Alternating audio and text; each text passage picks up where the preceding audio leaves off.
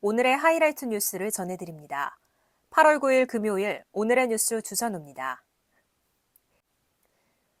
일본이 일제강점기 사도광산 강제노동에 동원된 조선인 노동자 명부를 제공해달라는 한국의 요구에 응답하지 않고 있습니다. 일본은 사도광산 추모식을 열겠다고 했지만 강제동원 명부 공개조차 거부하고 있습니다. 이에 더해 일본은 강제동원의 현장인 사도광산이 유네스코 세계문화유산에 등재되는 과정에서 조선인 노동자 전시시설의 강제라는 표현을 현장에 명시해달라고 한 한국의 요구도 거부한 바 있습니다. 사도광산 강제 표현 거부에 이어 조선인 명부를 공개해달라는 우리 정부의 요청조차 외면한 겁니다. 일본이 이렇게 우리의 핵심 요구사항을 수용하지 않았음에도 한국 정부가 사도광산의 세계문화유산 등재에 동의를 하며 굴욕 외교 논란도 더 커질 것으로 보입니다. 정부와 국민의힘이 티몬 위메프 판매 대금 미정산 사태와 관련해 일반 상품의 경우 이번 주 중 환불 작업을 마무리 짓기로 했습니다.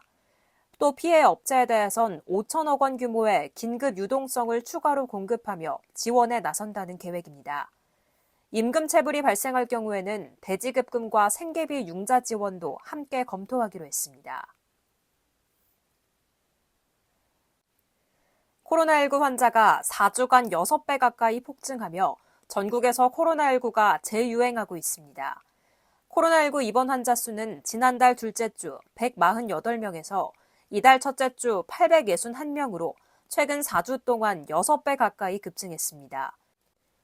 연령별로는 65세 이상이 65.2%로 가장 많았고 50에서 64세까지가 18.1%로 뒤를 이었습니다. 오는 10월에는 코로나19 백신 접종을 시작합니다.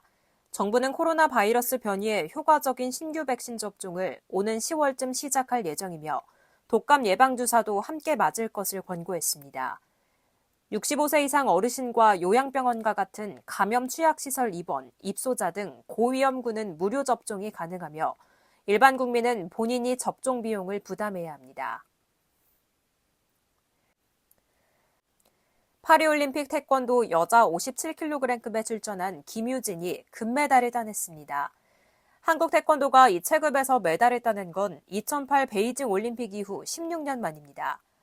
세계 랭킹 24위인 김유진은 세계 랭킹 1, 2위를 상대로 승리하며 파란을 일으켰습니다.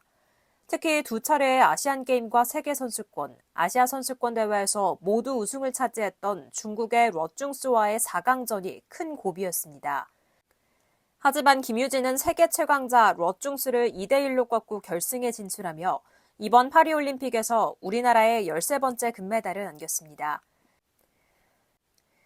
한국 태권도는 전날 남자 58kg급 박태준에 이어 이틀 연속 금메달을 추가하며 직전 도쿄올림픽 때 노골드 아쉬움을 떨쳤습니다.